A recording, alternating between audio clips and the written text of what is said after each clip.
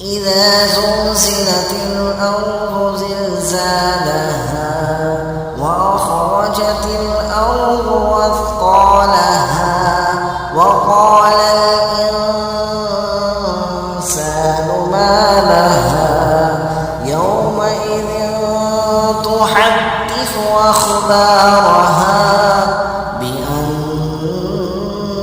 ربك أوحى لها يومئذ يصدر الناس أشتاتا ليروا أعمالهم فمن